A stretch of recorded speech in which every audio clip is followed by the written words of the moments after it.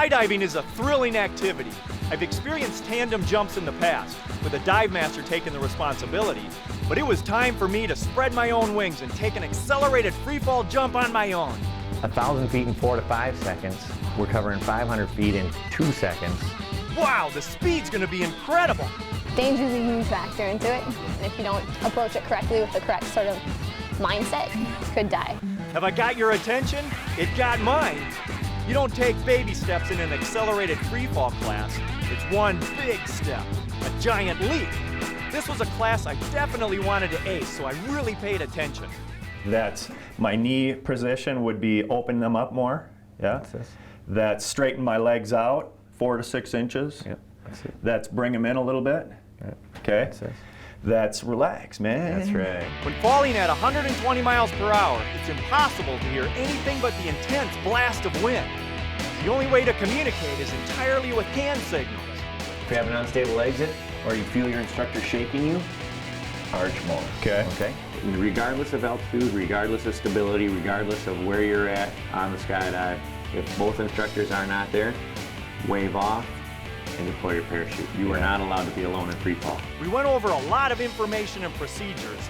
The jump itself is a short period of sensory overload which can overwhelm the mind and senses. 1, 1,000, 2, 1,000, 3, 1,000, and this comes out. What are you going to do with that? I'm gonna grab my line. Yep.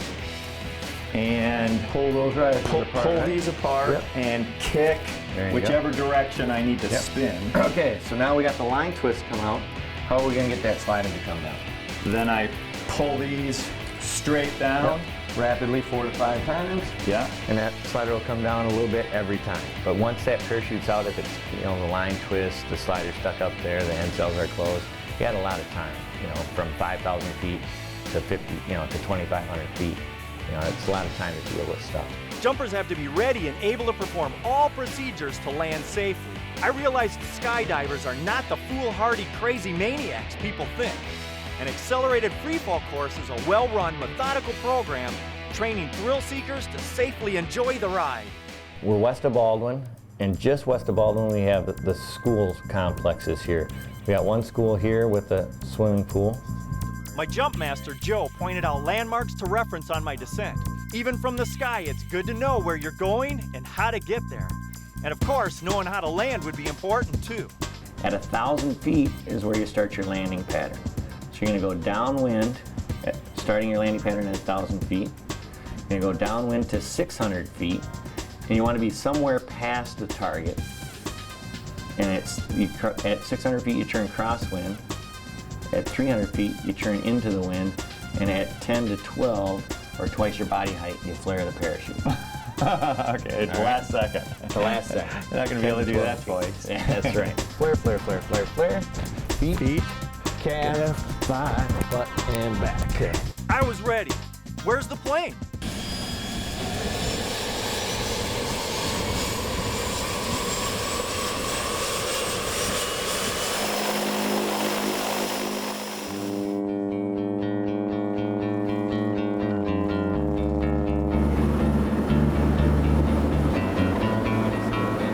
Standing in the doorway with the wind blasting at my face, the moment I'd been waiting for.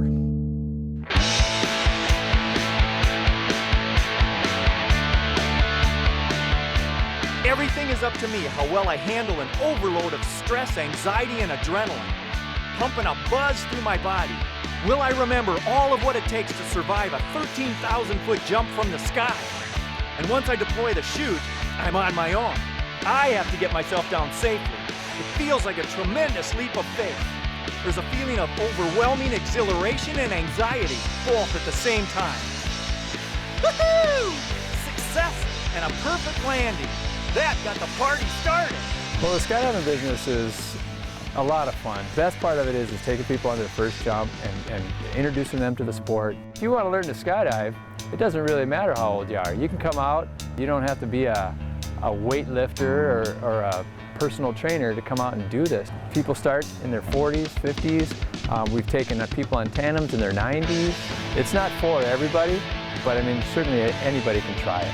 While in her 90s, the legendary Eileen Fritz, who was featured on CBS The Early Show, did numerous tandem jumps with Skydive Twin Cities. She said after her first jump, "Why didn't I do this sooner?" What we look for on your very first jump is what we call exposure to free fall. And when we evaluate a student who's just made his first skydive, we look for awareness that they have. So when they exit the plane, are they checking their altitude? Are they looking at their jump masters? We have different signals that we give them to help them with their body position. Do they do their 3 practice ripcord pulls? Do they touch the ripcord each time? And then do they pull the ripcord at the prescribed altitude, which we have the first jump students pull their ripcord at 5,500 feet. One day I just decided that now's the time to sign up for the classes at Now or Never, so I signed up and did the first AFF course. Getting over that fear when you first start, that's really rewarding. And then the main thing for me is just becoming a body pilot and just flying your body and learning how to do different things in free fall is probably one of the most rewarding parts about it. That first solo jump, when you're not with any instructors, you're not required to do anything. It's the best feeling ever. You just look around and you're seeing this open space. You can look down, you see the drop zone beneath you, you see everything, and you're up at 13,000 feet. You got a good 60 seconds of falling, you know? It's quite the thrill. When we come back, we'll wrap up this edition of Life to the Max. Stay with us. Life to the Max is brought to you by Life Touch. Photography for a lifetime.